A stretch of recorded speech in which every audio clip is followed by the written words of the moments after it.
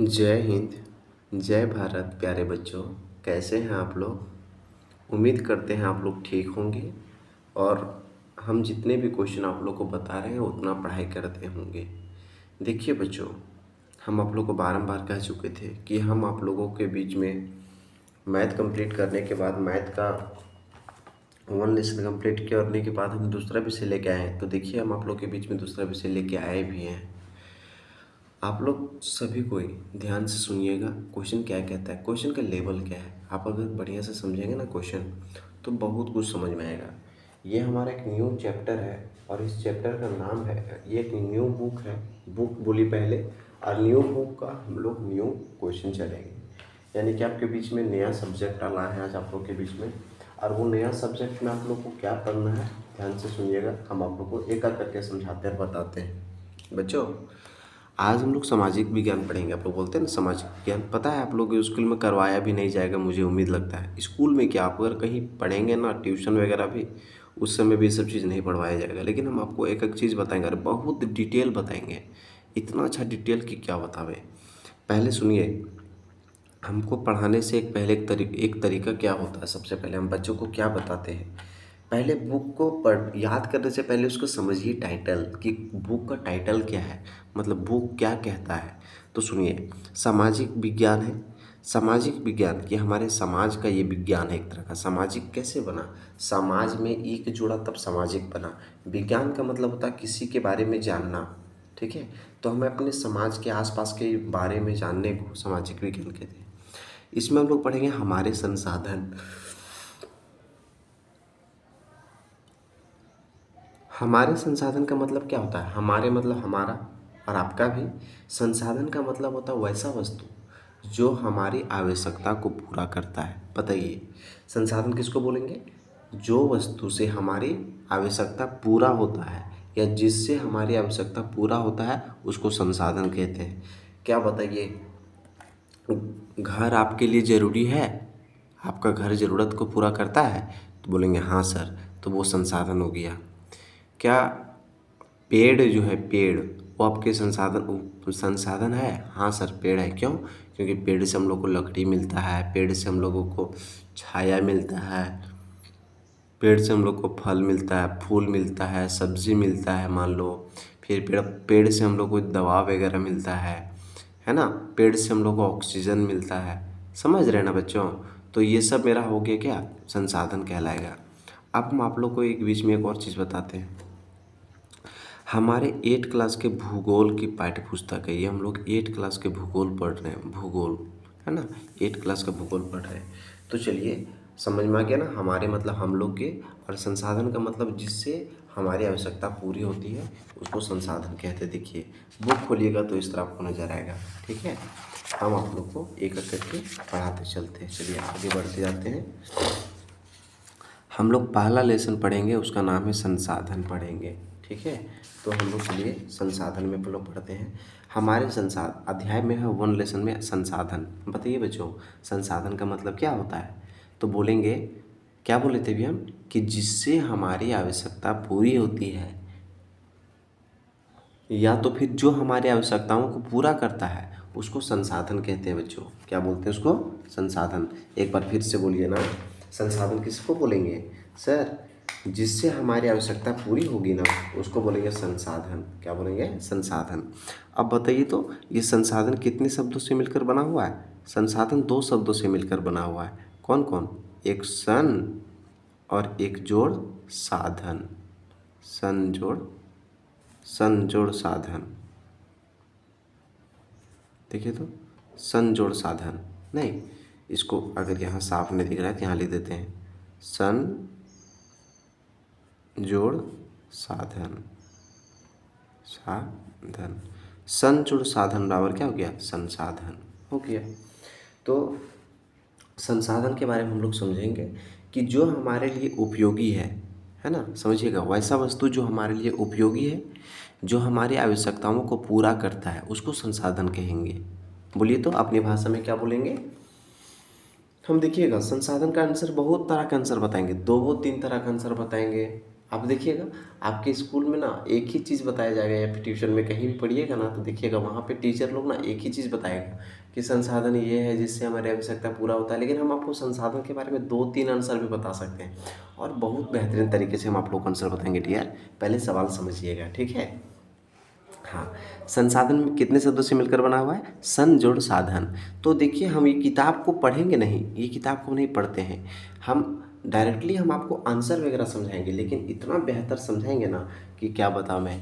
देखिए, अच्छा बताइए, आप लोग गौर किए होंगे संसाधन, देखिए संसाधन मतलब क्या होता है? जिससे हमारी आवश्यकता पूरी होती है ना सर, उसको संसाधन कहते हैं। तो क्या बताइए, पेड़ पौधा संसाधन है? हाँ सर, है संसाधन। अच्छा, क्या आप लोग के पास जो मोबाइल है वो संसाधन है? हाँ संसाधन है। तो पेड़ पौधा और मोबाइल में क्या अंतर है बताइए तो जल्दी से, थोड़ा सा जल्दी से देखिए, पेड़ पौधा और मोबाइल में क्या अंतर है? अच्छा ठीक, पेड़ पौधा और मोबाइल में इस तरह अंतर है कि पेड़ पौधा को भगवान बनाया है इसलिए वो प्राकृतिक संसाधन हो गया, और मोबाइल को इंसान बनाया है इसलिए वो मानव निर्मित संसाधन हो गया। क्या क्या बोले? संसाधन देखा जाए तो पेड़ पौधा क्या हो गया? प्राकृतिक संसाधन, क्योंकि वो भगवान बना है। ये सब लिख याद नहीं करना है, केवल समझना है, ठीक है। हम क्या बोल रहे हैं, पेड़ पौधा को कौन बनाया है? भगवान बनाया है, इसलिए वो क्या हो गया? प्राकृतिक संसाधन। इंसान लोग क्या बनाया? मोबाइल को बनाया, कलम को बनाया, किताब को बनाया, ये हो गया मानव निर्मित संसाधन। क्या हो गया? मानव निर्मित संसाधन। मानव मतलब इंसान, निर्मित मतलब निर्माण किया गया, इंसान द्वारा निर्माण किया गया संसाधन, ठीक है।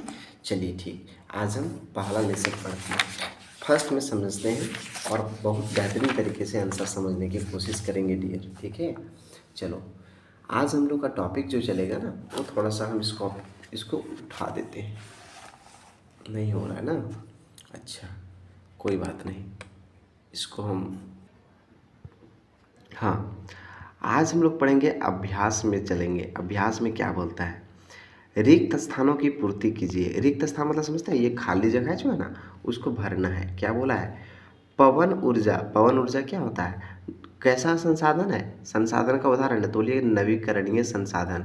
अच्छा, नवीकरणीय संसाधन का मतलब होता है जैसे एक बार ख़त्म हो जाएगा ना तो वो दोबारा बन सकता है, उसको बोलेंगे नवीकरणीय संसाधन। जैसे बाबू सूरज की रोशनी, सूर्य की रोशनी मान लीजिए, सूर्य ऊर्जा, क्या एक बार ख़त्म होकर दोबारा नहीं मिलेगा? हाँ सर मिल जाएगा, इसलिए वो हो गया क्या?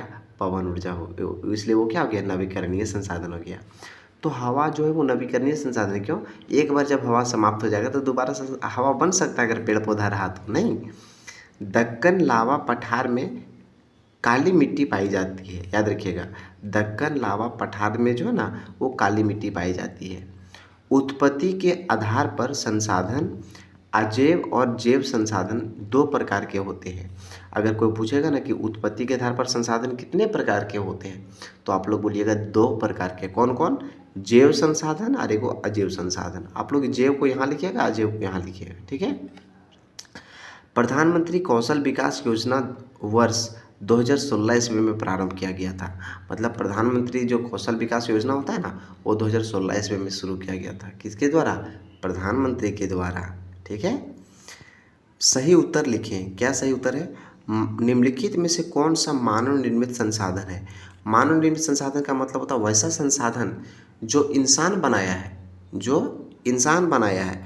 जैसे कैंसर उपचार की औषधियाँ, मान लीजिए कैंसर, अगर हम लोग को मान लीजिए किसी को कैंसर बीमारी हो जाता है तो उनका दवा जो बनाता है वो मानव निर्मित संसाधन है या झरने का जल या उष्णकटिबंधीय वन? तो देखिए वन है तो वन को तो हम बना नहीं सकते हैं बच्चों, वन को कौन बनाएंगे? ईश्वर बनाएंगे, भगवान बनाएंगे।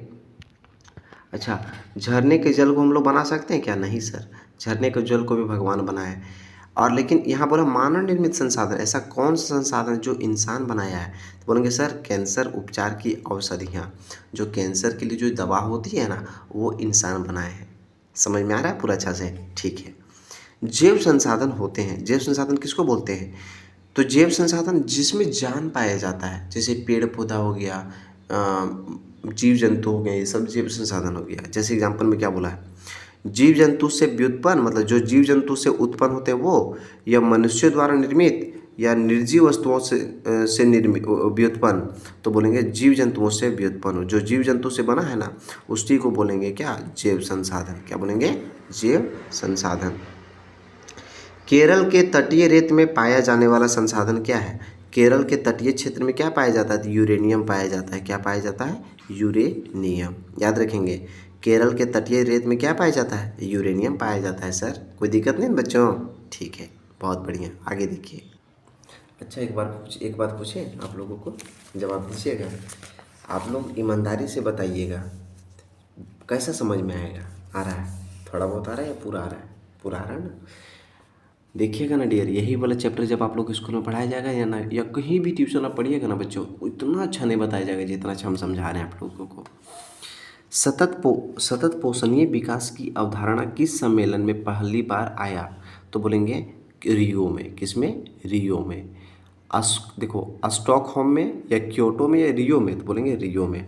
सतत पोषणीय विकास की जो अवधारणा है ना, वो किस सम्मेलन में पहली बार किया गया था? तो रियो में। अब हम पहले बोलते हैं निम्नलिखित प्रश्नों के उत्तर दीजिए। पहला बोला है संसाधन किसे कहते हैं, तो हम एक एक करके आंसर सभी का समझाना शुरू करते हैं। हम आप लोगों के लिए आंसर एक एक करके लिख दिए हैं ताकि हमारे बच्चों को दिक्कत जरा सा ना हो, ताकि भविष्य में आप लोग बोल सकें हाँ कि कोई सर हैं जो इतना हम लोगों के लिए मेहनत कर रहे हैं। चलिए डियर, हम पढ़ाने शुरू कर देते हैं। ठीक है, देखिएगा संसाधन क्या होता है डियर। देखिए डियर, निम्नलिखित प्रश्नों को उत्तर दीजिए। संसाधन कैसे? प्रत्येक वस्तु जिनका उपयोग आवश्यकताओं को पूरा करने के लिए किया जाता है वह संसाधन कहलाती है।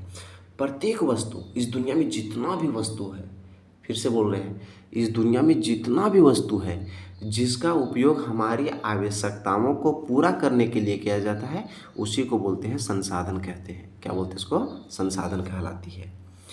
अब देखिए फिर क्या बोला है, संसाधन के मुख्यतः कितने प्रकार होते हैं, संक्षेप में बताइए। आखिर संसाधन मुख्यतः देखा जाए कितने प्रकार के होते हैं, तो बोलेंगे सर संसाधन मुख्यतः 3 प्रकार के होते हैं। कौन कौन? एक प्राकृतिक संसाधन, एक होता है मानव निर्मित संसाधन, और एक होता है मानव संसाधन।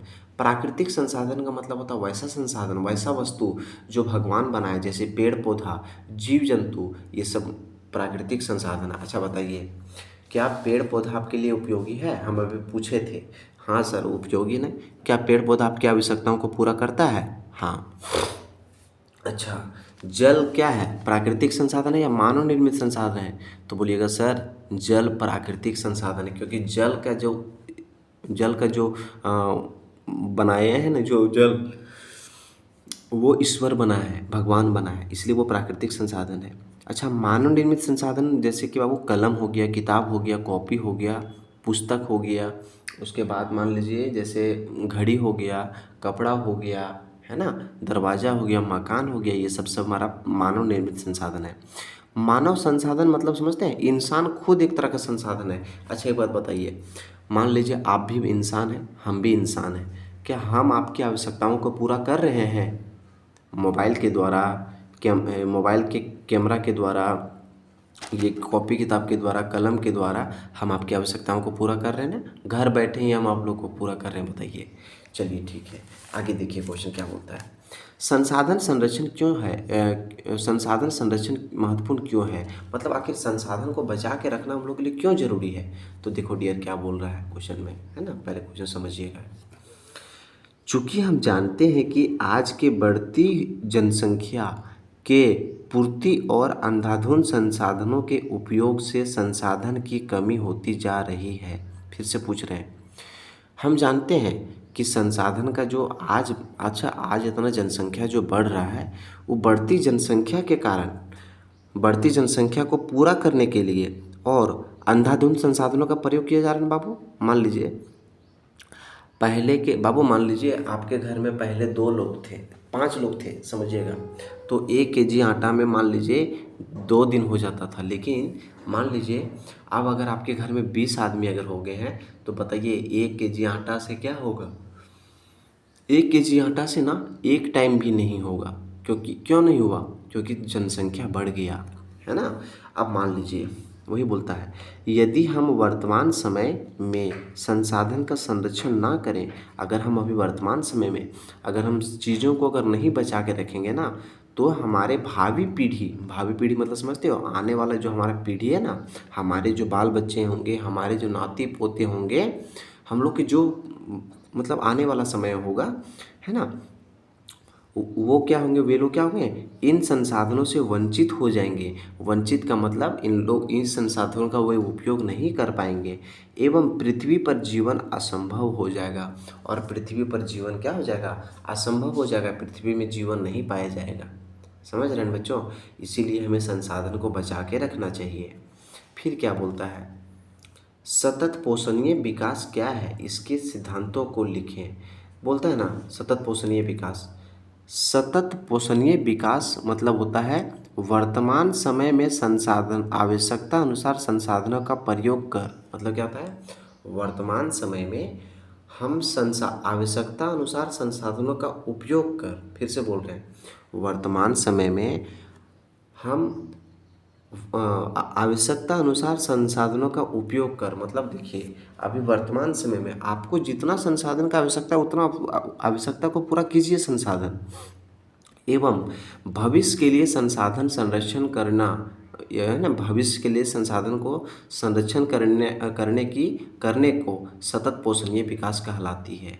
मतलब समझते हैं, जैसे देखिए, अगर मान लीजिए बाबू, अभी आपको मान लीजिए एक कलम से अगर काम चल रहा है, समझिएगा, अगर मान लीजिए जैसे एक एक किताब, अगर मान लीजिए एक पेज से आपका काम चल रहा है, तो हम 10 पेज क्यों बर्बाद करें। थोड़ा सा लिखेंगे ये संसाधन एक लाइन लिखे यहाँ पे, और छोड़ दिए, फिर अगला पेज में लिख दिए, तो ये हमारा क्या होगा, अगर हम जितना कॉपी कर ये किताब को हम जितना यूज करेंगे ये पेज को, उतना पेड़ पौधा कटेगा तब ये बनेगा, पेज बनेगा।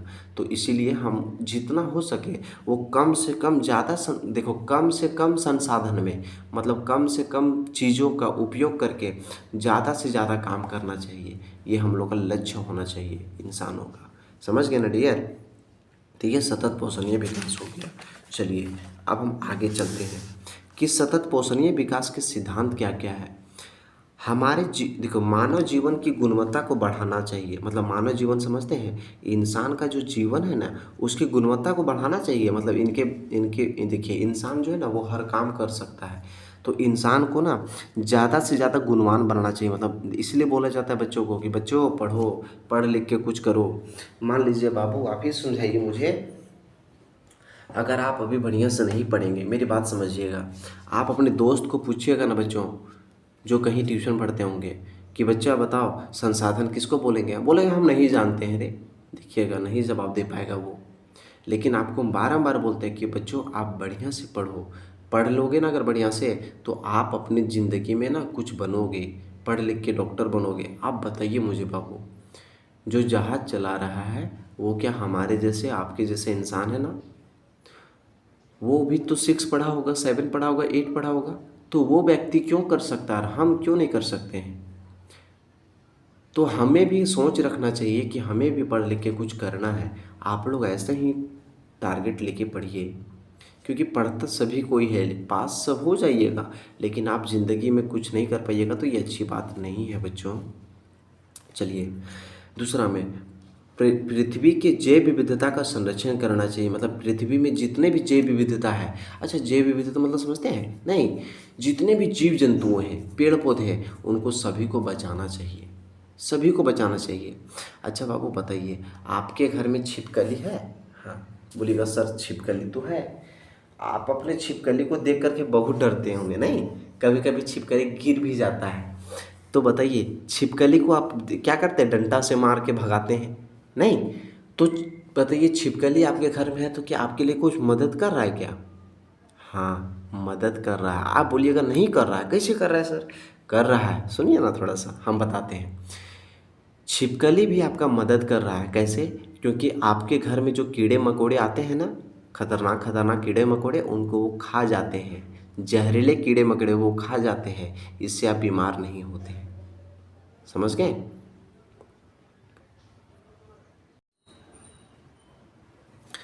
तीसरा पॉइंट क्या है, प्राकृतिक संसाधनों का सदुपयोग करना चाहिए, मतलब जितने भी हमें संसाधन भगवान दिए हैं, जैसे पानी हो गया, है ना, पेड़ पौधे हो गए, जीव जंतु हो गए, उनको हम लोग को सदुपयोग करना चाहिए।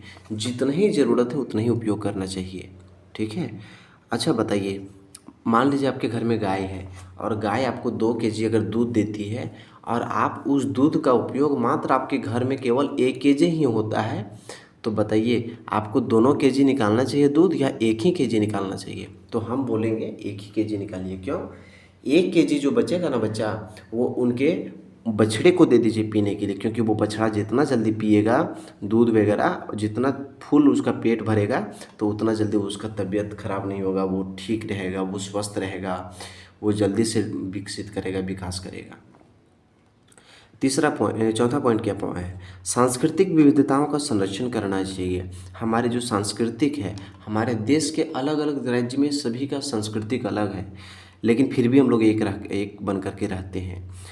इसी को संरक्षण करना चाहिए। संसाधनों का पुनः उपयोग करना चाहिए। हमें संसाधनों को अगर हो सके तो उसको दोबारा उपयोग करना चाहिए। जैसे मान लीजिए, अगर आप कोई भी संसाधन का अगर उपयोग करते हैं, अगर एक बार उपयोग कर लिए हैं तो उसको दोबारा उपयोग करने की कोशिश कीजिए। जैसे बाबू मान लीजिए हम कभी नहाते हैं ना, सुन देखिएगा, कभी नहाते, आप लोग की मम्मी सबको देखिएगा गाँव में क्या होता है, एक बार हम लोग संसाधन, जैसे अगर मान लीजिए पानी से हम लोग मान लो अपना कपड़ा को धो रहे थे, तो वो कपड़ा को धोने के बाद जो थोड़ा सा गंदा गंदा पानी बचता है ना, उसको मम्मी सब क्या करती है, वहाँ पे बाथरूम वगैरह जहाँ नहाती है वहाँ पे एकदम धो देती है, पूरा साफ़ करके उसी से धो देती है। क्यों? क्योंकि पानी ज़्यादा खपत ना हो, वही पानी से काम हो जाए। ठीक है। आगे देखिए, पर्यावरण के प्रति व्यक्तिगत व्यवहार और अभ्यास में परिवर्तन करना चाहिए। मतलब पर्यावरण के प्रति, पर्यावरण क्या होता है बच्चों? हम सुनो पर्यावरण के बारे में समझाते हैं। हम लोग जहाँ रहते हैं ना, हमारे आसपास के जितने भी चीज़ें हैं वही हमारा पर्यावरण है। फिर से बोल रहे हैं, हम जहाँ रहते हैं ना, हम लोग जहाँ भी रहते हैं, आप जहाँ होंगे वो आपके आसपास में पेड़ पौधा होगा, घर होगा, जीव जंतु होंगे, है ना, वो सब आपका पर्यावरण है। तो के प्रति व्यक्तिगत व्यवहार और अभ्यास में परिवर्तन करना चाहिए। समुदायों को अपना पर्यावरण की देखभाल करने योग्य बनाना चाहिए। और समुदाय लोगों को, जितने भी पूरे समूह में लोग हैं ना, उनको सभी को बोलना चाहिए कि पर्यावरण की देखभाल कैसे करना चाहिए। ठीक है। ठीक है, समुदायों को अपना पर्यावरण की देखभाल करने योग्य बनाना चाहिए। मतलब हम लोग को समुदाय को, पूरा समूह को, लोगों को समझाना चाहिए कि हमें अपने पर्यावरण की देखभाल कैसे करना है। चलो समझ में आ रहा है बच्चों? तो सभी को जागरूक करना चाहिए। अब बताइए बच्चों, अभी तक आप लोगों ने जितना पढ़ा है तो बताइए, तो क्या आप इतना कुछ जानते थे पहले? नहीं जानते होंगे बच्चों, रियली बताते नहीं जानते होंगे। तो इसीलिए बोलते हैं कृपया करके बढ़िया से पढ़ो बच्चों। हम आप लोग के लिए बार-बार बता रहे हैं, समझ रहे हैं ना? हम आप लोग को 2 बैच पढ़ा रहे हैं, 2 बैच ले रहे हैं क्लास। कैसे? ऑफलाइन भी ऑनलाइन भी। हम जितना भी यूट्यूब में डाल रहे हैं, अगर आप चाहेंगे कि जितना भी यूट्यूब में डाल रहे हैं हम आप लोगों को, समझिएगा, वो हम क्या करते हैं बच्चों को, सभी मेरा पेड क्लास वाला बच्चा भी इसी यूट्यूब से ही पढ़ता है। लेकिन बस फ़र्क इतना है कि आप लोग का कॉपी चेक नहीं होता है, और उन लोग जो पेड क्लास वाले बच्चे हैं उन लोग बना करके कॉपी मेरे पास भेजते हैं। कॉपी हम चेक करके और दोबारा उनके पास भेज देते हैं। उसके बाद प्रत्येक दिन उन लोग को ओरल टेस्ट होता है। उन लोगों का एक मीटिंग के द्वारा ऑनलाइन क्लास लेते हैं।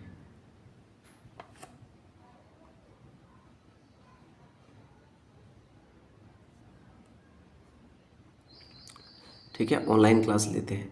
आगे देखिए, ठीक है, इसीलिए ये बस यही फ़र्क है। इसलिए आप लोग जो बच्चे नहीं जुड़े होंगे ऑनलाइन क्लास से, वो कृपया करके जुड़ जाइए।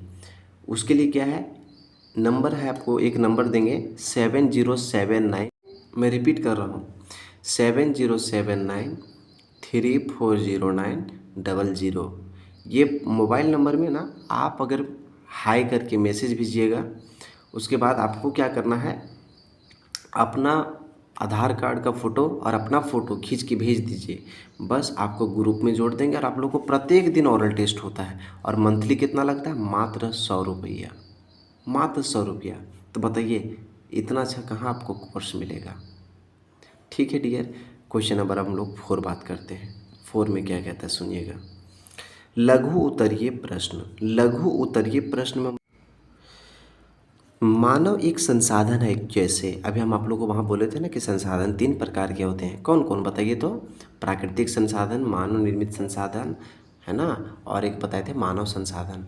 मानव एक संसाधन है कैसे? अब आपके दिमाग में उस टाइम आया होगा कि सर मानव एक संसाधन कैसे है? तो हम आप लोग को बताए थे ना कि हम यहाँ हैं, आप उतना दूर हैं। तो बताइए, फिर भी हम लोग एक दूसरे से पढ़ ले रहे हैं, बहुत अच्छे तरीके से नहीं पढ़ रहे हैं?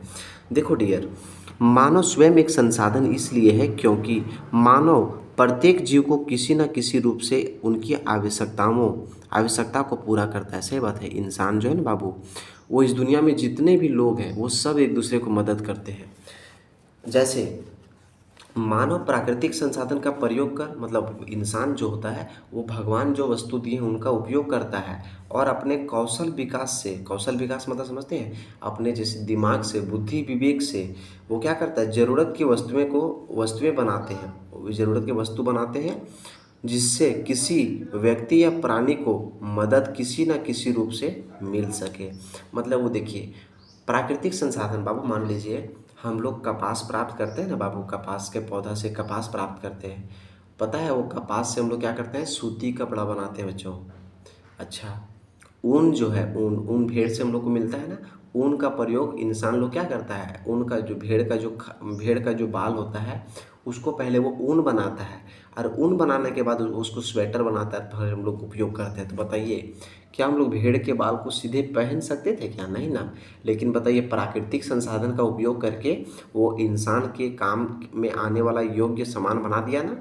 तो फिर इसीलिए इंसान को बोला जाता है एक तरह का संसाधन। क्या बोला जाता है? एक तरह का संसाधन। देखिए बच्चों, हम जो समझाएंगे ना, एक जरा सा दिमाग अगर इधर उधर गया तो समझिए कि दिमाग से उड़ गया क्वेश्चन, एकदम उड़ जाएगा क्वेश्चन। इसलिए अगर दिमाग में अगर चाहते हैं कि बढ़िया से बैठा रहे तो एकदम क्वेश्चन को बढ़िया से सुनिएगा। ठीक है, ये क्वेश्चन नंबर 4 का 1 हो गया। अब 4 का हम 2 नंबर चलते हैं। 4 का 2 नंबर में क्या बोलता है? देखिए 4 का 2 में बोला था, यहाँ पे खुद बोला है, देख लीजिए किताब में। संभाव्य और वास्तविक संसाधन में अंतर स्पष्ट कीजिए। देखिए यहाँ पे बता रहे हैं संभाव्य और वास्तविक संसाधन। बच्चों, संभाव्य संसाधन जिसकी मात्रा ज्ञात ना हो, मतलब जिसकी मात्रा हम लोग को पता नहीं है, उसका प्रयोग किया जा सके लेकिन उसका प्रयोग हम लोग कर सकते हैं, वह संभाव्य संसाधन कहलाती है। मतलब जिसकी, देखिए जिसकी प्रयोग जो है ना, जिसकी मात्रा हम लोग को प्राप्त नहीं है लेकिन फिर भी हम उसका प्रयोग कर सकते हैं, उसी को बोलेंगे संभाव्य संसाधन। जैसे बाबू यूरेनियम हो गया, तटीय रेत हो गया, मोनाजाइट हो गया, ये सब क्या हम लोग नहीं जानते हैं कि ये कहाँ कितना पाया गया है, लेकिन ये भविष्य में हम इसका उपयोग कर सकते हैं। जैसे गैस कर देता है। जैसे सुनिए, आप लोग चापाकल, जब हम लोग जैसे चापाकल घर में दिलवाते हैं तो गड्ढा करवाते हैं, क्या होता है, हम लोग किसी को बुलाते हैं कि पानी देखिए तो पानी कहाँ मिलेगा। पानी को लोग क्या करता है, नारियल के द्वारा देखता है। नारियल घूमने लगेगा अपने आप तो समझ जाता है कि पानी यहीं पे है। तो वो सब क्या करता है, वो सब भविष्यवाणी करता है कि यहाँ पे पानी मिल जाएगा, और सही में जब वहाँ पे गड्ढा किया जाता है तो पानी मिल जाता है। समझ रहे ना बच्चों? इसीलिए हमारे हो गए संभावित संसाधन। वास्तविक संसाधन क्या होता है? जिसकी मात्रा ज्ञात हो, जिसकी मात्रा ज्ञात हो तथा जिसका प्रयोग वर्तमान समय में किया जा रहा है, वह वास्तविक संसाधन कहलाती है। जैसे कोयला। अच्छा, कोयला आपको पता है ना, कोयला, तो कोयला को हम लोग को पता है कि कोयला कहाँ है ना। काली मिट्टी, ये सब का प्रयोग कर रहे हैं हम अभी वर्तमान समय में ना। तेल हो गया, ये सब हमारा हो गया वास्तविक संसाधन। अब आगे क्वेश्चन चलते हैं। थर्ड क्वेश्चन में क्या बोलता है, मोड़ देते हैं इस क्वेश्चन को। देखो बच्चों क्या बोलता है, स्थानीय संसाधन क्या है, झारखंड के संदर्भ में स्पष्ट कीजिए। स्थानीय संसाधन क्या था? वे संसाधन जो किसी निश्चित स्थानों पर ही पाए जाते हैं, वे स्थानीय संसाधन कहलाते हैं। मतलब वैसा संसाधन जो किसी एकदम निश्चित जगह पर पाया जाता है, मतलब है ना, कोई फिक्स जगह पर, उसी को बोलेंगे स्थानीय संसाधन। जैसे बाबू मान लीजिए हम आपको एग्जांपल समझाते हैं। रेलवे स्टेशन जानते हैं? रेलवे स्टेशन, तो रेलवे स्टेशन जो है वो फिक्स जगह पर है ना। तो हम लोग जानते हैं कि वहाँ पे रेल आएगा, तो हम लोग वो क्या, वो फिक्स जगह है। अच्छा, हवा का कोई मतलब ये संसाधन है क्या? हवा स्थानीय नहीं, हवा हर जगह पर आता है ना। तो समझ में आ गया। जैसे झारखंड के निम्न जिलों में निम्नलिखित संसाधन पाए जाते हैं। धनबाद में कोयला पाया जाता है ज़्यादा मात्रा में। हम पूछेंगे धनबाद में क्या मात्रा ज़्यादा पाई जाती है? कोयला। कोडरमा में अवरक, पश्चिमी सिंहभूम में लौह अयस्क, पूर्वी सिंहभूम में तांबा, यूरेनियम, सोना इत्यादि। समझ गए ना। तो ये सब सवाल, ये सब क्या है, ये सब जिलों में इस तरह की खनिजें पाई जाती है। समझ गए। अब आगे देखिए, नवीकरणीय संसाधन, नवीकरणीय और अनवीकरणीय संसाधन के विश्लेषण कहते हैं, विश्लेषण उदाहरण सहित करें। मतलब नवीकरणीय संसाधन और अनवीकरणीय संसाधन का आपको आंसर बताना है। तो नवीकरणीय संसाधन वे संसाधन जिसका प्रयोग करने के कुछ समय बाद इसे, मतलब वैसा संसाधन देखो, वैसा संसाधन जिसका प्रयोग करने के कुछ समय बाद, मतलब जिसको प्रयोग करेंगे और उसके कुछ समय के बाद क्या होगा, पुनः प्राप्त कर सकते हैं, उसे नवीकरणीय संसाधन कहलाती है। मतलब जिससे देखो, वैसा संसाधन जिसको एक बार उपयोग करें दोबारा उसको हम प्रयोग कर सकते हैं, उपयोग कर सकते हैं, उसको नवीकरणीय संसाधन कहते हैं। जैसे मान लीजिए बाबू, हवा क्या है, दोबारा हम लोग प्राप्त कर सकते हैं। हाँ सर, कैसे? सुनो बाबू, हवा एक बार ले लिए क्या हवा नहीं मिलता, दोबारा मिलता है। अच्छा, सूरज की रोशनी, मान लीजिए आज सूरज की रोशनी उगा था, अब मान लो रात हो गया तो सूरज की रोशनी नहीं अभी उग रहा है, मान लो अभी नहीं हम लोग तरफ है, तो क्या होगा, सुबह में क्या, कल फिर सूरज नहीं उगेगा ना, तो उसी को बोलेंगे नवीकरणीय संसाधन। जल हो गया है ना, इत्यादि। अनवीकरणीय संसाधन किसे कहते हैं? वे संसाधन जिसका प्रयोग करने के लाखों वर्ष बाद, मतलब कि वैसा संसाधन जिसको एक बार प्रयोग करेंगे ना हम, और वो अगर ख़त्म हो जाएगा, समझिएगा मेरी बात को, वैसा संसाधन हम अपनी भाषा में समझा रहे हैं, वैसा संसाधन जिसका उपयोग हम एक बार करेंगे और वो ख़त्म हो जाएगा, फिर उसको दोबारा प्राप्त करने के लिए लाखों साल बाद बन सकता है वो, उसी को क्या बोलते हैं? यानी कि इन संसाधनों को एक बार समाप्ति के बाद लाखों वर्ष पुनः निर्माण में लगती है ना, लगती है, उसी को बोलेंगे अनवीकरणीय संसाधन। जैसे प्राकृतिक गैस, जीवाश्म ईंधन, कोयला इत्यादि। मान लीजिए बाबू, प्राकृतिक गैस, कोई जीवाश्म ईंधन, कोयला वगैरह खत्म हो जाएगा तो क्या कोयला दोबारा मिलेगा? नहीं मिलेगा। कोयला को बनने में लाखों लाख साल बाद लगता है बाबू, समय याद रखेंगे। ठीक है, आगे देखिए क्या बोलता है। आज ना हम आप लोगों को एक एक चैप्टर बता देते हैं कंप्लीट, फिर हम आप लोगों को भी लास्ट में बताएंगे कि कैसे कैसे याद करना चाहिए। ठीक है, सुनिएगा। जैव और अजैव संसाधन क्या है? जैव संसाधन जिन संसाधनों की प्राप्ति जीवमंडल से होती है वह जैव संसाधन कहलाती है। मतलब देखो, वैसा संसाधन जो जीव, मतलब जिसमें जीवमंडल पाया जाता है, मतलब वो जीवित होता है, उसी को बोलते हैं जैव मंडल कहते हैं, जैव संसाधन कहते हैं। जैसे मनुष्य हो गया, मनुष्य में जान पाया जाता है ना, हाँ सर, गाय में, बैल में, पेड़ पौधे में इत्यादि, ये सब क्या है? जैव संसाधन है। जिसमें जान पाई जाती है उसको जैव संसाधन कहते हैं, है ना। अजैव संसाधन क्या होता है? जिन संसाधनों की प्राप्ति निर्जीव वस्तुओं से होती है वह अजैव संसाधन कहलाती है। जैसे चट्टान हो गया, पहाड़ हो गया, पर्वत हो गया, मिट्टी हो गया इत्यादि, ये सब क्या है? अजैव संसाधन है बच्चों। नहीं समझ में आ रहा है बच्चों? आ रहा ना? ठीक, बहुत बढ़िया, बहुत बढ़िया, बहुत सुंदर पढ़ रहे हैं। चलिए ठीक है, आगे बतावें आप। जैव संसाधन हो गया। अब आप लोग देखिएगा ना, 5 क्वेश्चन में देखिए यहाँ पे लिखा हुआ है, अंतर बताइए नवीकरणीय और अनवीकरणीय संसाधन में। अभी नहीं बताया आप लोगों को नवीकरणीय और अनवीकरणीय, ये वाला आंसर, वही वाला यहाँ पे आंसर वो लिख देगा, हो गया। लेकिन हम आप लोग को चलिए समझाते हैं, ठीक है, ताकि आप लोग को ना लगे कि सर हम लोग को नहीं समझाए, समझा देते हैं। ठीक है, देखिए बच्चों, नवीकरणीय और अनवीकरणीय संसाधन समझ में आ गया ना। हम इसको बताए थे ना भी, हम सेम उसी तरह याद कर लेना इसको भी लिख के इसी तरह आंसर लिख लीजिएगा। आगे देखिए, सर्वव्यापक संसाधन और स्थानीय संसाधन में अंतर बताना है। सर्वव्यापक वह संसाधन जो सभी जगह पर पाया जाता है वह सर्वव्यापक संसाधन कहलाता है। जैसे मिट्टी। अच्छा बाबू, हमारे घर में मिट्टी है, क्या आपके घर के आसपास में मिट्टी नहीं होगा? आपके घर में मान लो टाइल है, चलो ठीक है, तो क्या आपके घर के बाहरी तरफ नहीं होगा? आपके घर के आजू बाजू में नहीं होगा मिट्टी? होगा जी, ठीक है। जल मेरे घर में, क्या आपके घर में भी होगा? हवा हमारे घर में तो आपके घर में भी होगा। सौर ऊर्जा, अगर सूरज की रोशनी अगर हम ले रहे हैं तो आप भी सूरज की रोशनी ले रहे होंगे, उसी को बोलते हैं सर्वव्यापक संसाधन। ठीक है। स्थानीय संसाधन क्या था? वह संसाधन जो किसी निश्चित स्थान पर ही पाया जाता है वह स्थानीय संसाधन कहलाता है। जैसे कोयला एक फिक्स जगह पाया जाता है बच्चा। पेट्रोलियम भी एक कोई फिक्स जगह पाया जाता है। जीवाश्म ईंधन भी कोई फिक्स जगह पाया जाता है, समझ गए ना। रेलवे स्टेशन क्या है, वो भी एक फिक्स जगह पाया जाता है। रेलवे स्टेशन कि सभी घरे घरे रेलवे स्टेशन नहीं ना। तो फिर बाजार क्या है, एक बाजार भी मेरा एक स्थानीय संसाधन है कि बाजार भी मेरा एक कोई फिक्स जगह पर है, समझ गए ना। ठीक, समझ में आ गया। आगे क्वेश्चन, कारण बताइए कि प्रौद्योगिकी एवं मानव निर्मित संसाधन है क्या है। तो बोलेंगे प्रौद्योगिकी जो है ना, प्रौद्योगिकी, प्रौद्योगिकी का मतलब होता है टेक्नोलॉजी, याद रखेंगे क्या होता है, टेक्नोलॉजी एक मानव निर्मित संसाधन है। कैसे, तो बोलेंगे यह सच है कि प्रौद्योगिकी यानी कि टेक्नोलॉजी एक मानव निर्मित संसाधन है, क्योंकि प्रौद्योगिकी में मानव अपने वर्तमान समय में कम से कम वस्तुओं का उपयोग को कर बेहतर से बेहतर वस्तुओं को बनाने में की कोशिश किया जाता है। बाबू सुनो, इसका मतलब हम समझाते हैं। इंसान जो है ना, वो कम से कम संसाधन को उपयोग करके ज़्यादा बेहतर से बेहतर सामान बनाने का कोशिश करता है, ठीक है।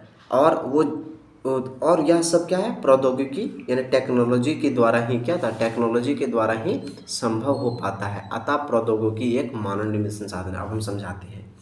बच्चों बताओ मुझे, पहले के समय में हटाओ, अभी भी देखो गांव में, आप देखिएगा बच्चों, जो खेत होता है ना, खेत को जोतने के लिए ना लोग क्या करते हैं, बैल का प्रयोग करते हैं, है ना। तो बैल का प्रयोग क्यों करते हैं, क्योंकि उसके पास ट्रैक्टर नहीं है। तो और जैसे देखिए, उसको दिन भर एक छोटा सा खेत जोतने में लग जाएगा।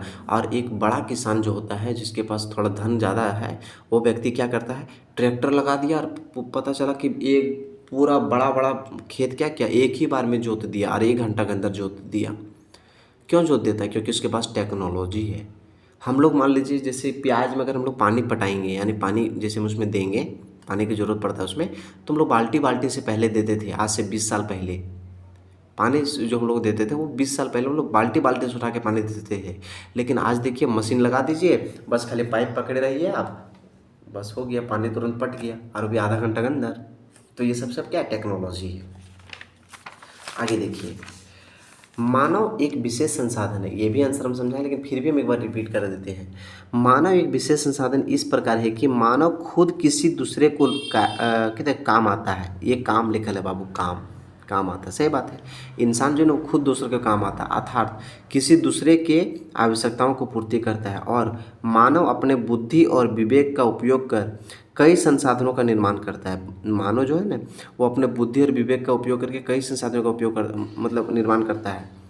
इसलिए मानव 2 तरह से भूमिका निभा रहा है। एगो एक संसाधन के रूप में, मतलब एगो दोसर के हेल्प करके, नहीं, एगो हेल्प करके, जैसे अभी हम हेल्प कर रहे हैं बाबू। और टेक्नोलॉजी कैसे प्रयोग कर रहे हैं, अच्छा हम टेक्नोलॉजी उपयोग कैसे कर रहे हैं, हम तो खुद एक संसाधन है, ये है बाबू तौर लिए जो बोल रहे हैं, लेकिन और समझा रहे हैं, लेकिन एक टेक्नोलॉजी में उपयोग कैसे कर रहे हैं। सर मोबाइल का स्टैंड है, मोबाइल है आपके पास, पेज है, किताब है, कलम है, ये सब आप क्या टेक्नोलॉजी का सब देन है। ये टेक्नोलॉजी के चलते हम ये सब आपको इतना अच्छा से समझा पा रहे हैं, समझ गए ना। तो फिर इसलिए क्या है, इसलिए जो बोला जाता है वो मानव एक विशेष संसाधन हो गया, खत्म कहानी। लास्ट क्वेश्चन, चैप्टर खत्म हो जाएगा आपका, ठीक है। देखिए आगे, हाँ 7 क्वेश्चन, झारखंड में पाए जाने वाले नवीकरणीय एवं अनवीकरणीय संसाधनों पर संक्षिप्त निबंध लिखें। झारखंड में नवीकरणीय संसाधन जैसे, मतलब झारखंड में जो नवीकरणीय संसाधन होता है, नवीकरणीय संसाधन मतलब झारखंड में जो नया नया चीज़ बन सकता है ना, जैसे जल हो गया, वायु हो गया, सौर ऊर्जा, ये सभी नवीकरणीय संसाधन है। क्योंकि ये कुछ समय तत्पश्चात मतलब पुनः बाद दोबारा प्राप्त कर सकते हैं। जबकि कोयला हो गया, वन हो गया, पत्थर, ये सभी के अलावा खनिज तत्व, ये सभी अनवीकरणीय संसाधन है। क्योंकि इन चीज़ों का क्षति दिनों दिन बहुत अधिक हो रहा है। अब क्या हो रहा है, अगर देखा जाए तो कोयला हो गया, वन हो गया, पत्थर हो गया, झारखंड में बहुत ज़्यादा मतलब क्या हो रहा है, धीरे धीरे खत्म होते जा रहा है। इसलिए हमारे झारखंड का जीवन जो है ना, वो अंधकार में नजर आ रहा है बच्चों। ठीक है। तो इसी को बोलते हैं हम लोग क्या, झारखंड में नवीकरणीय और अनवीकरणीय संसाधन पर संक्षिप्त निबंध। हम छोटा सा आंसर लिखेंगे क्योंकि आप लोग 8 क्लास के स्टूडेंट हैं, कितना नंबर में आंसर लिखाएंगे, फिर आप लोग को दिक्कत होगा ना। सुनिए बच्चों, अब आप लोग याद करने का तरीका क्या है मैं बताता हूँ, एक एक करके बताऊँ, समझेंगे।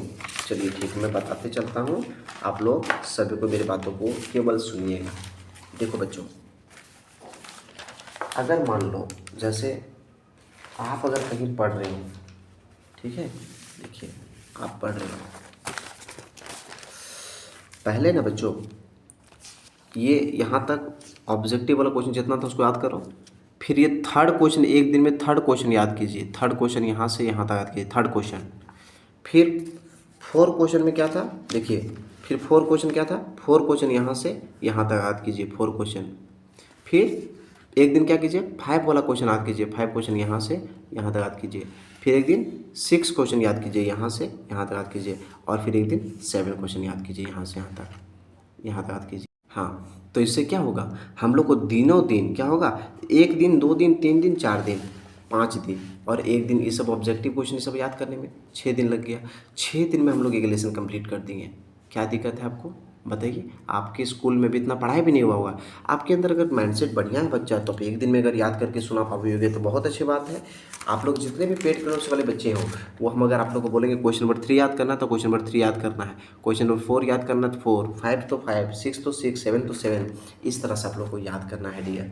तो चलिए, उम्मीद करते हैं कि आप लोग को बहुत बेहतर समझ में आया होगा और हम बहुत बेहतर समझा पाए होंगे आप लोगों को।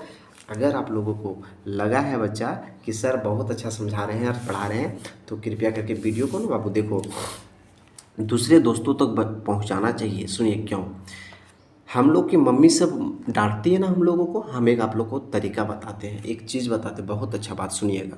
क्या आपके मम्मी सब कुछ बोलते हैं आप लोग को कि बाबू जैसे क्या बोलते हैं, दूसरों को जैसे गाली मत दो, मना करती है ना, मारती भी है, क्यों मारती है, क्योंकि हमें बोलती है कि आप गलत मत करो, अगर गाली दोगे तो आपके दिमाग में क्या होगा, हमेशा गाली भरा रहेगा, आपका जीवन अंधकार में चला जाएगा। इसीलिए आप अगर कभी जब दूसरे को मदद करोगे ना बच्चों, जैसे देखिए आपको पता है कि उमेश सर इतना अच्छा से पढ़ा रहे हैं, किसी व्यक्ति को नहीं पता होगा तो वो व्यक्ति क्या करेगा, उसको अगर बता दोगे ना तो वो बहुत अच्छा से पढ़ लेगा ना, तो वो आपको याद रखेगा कि हाँ चलो हमको ये बच्चा मदद किया था। अपने दोस्तों को समझाओ कि देखो हम लोग के पास, तुम ट्यूशन कहाँ पढ़ता है उसको बात करो, जहाँ पढ़ता है उसको बोलो कि ज़्यादा नहीं तुम एक दिन इस वीडियो को देख के देखो, देखो कैसे हम लोग को सर समझाते हैं, और तुम जाके अपने ट्यूशन वाले सर से भी ये चैप्टर को पढ़ाने बोलना, देखना ज़्यादा अच्छा समझ में कहाँ आएगा आपको। उम्मीद करते हैं पूरा समझ में आ गया होगा बच्चों आप लोगों को। मिलते हैं अगले दिन, अब हम आप लोग को अगले दिन अगले चैप्टर में आएंगे, अगला चैप्टर कल सेकंड हो सकता है, अगले दिन हम अगला लेसन भी समझाएंगे, सेकंड लेसन में हम लोग पढ़ाएंगे, और वो सेकंड लेसन का नाम रहेगा भूमि, मृदा, जल, प्राकृतिक वनस्पति और वन्य जीवन संसाधन। इसके बारे में हम आप लोग को अगला दिन समझाएंगे इसको। तब तक आप लोग बढ़िया से मेहनत कीजिए, लगे रहिए, बढ़िया से पढ़ाई कीजिए, ये आप लोग को एग्ज़ाम के लिए बहुत हेल्पफुल है। ठीक है, बस आज यहीं तक, मिलते हैं नेक्स्ट वीडियो के साथ, तब तक के लिए जय हिंद, जय भारत। ठीक से रहोगे, मेहनत करते रहोगे। Bye bye, goodbye, take care.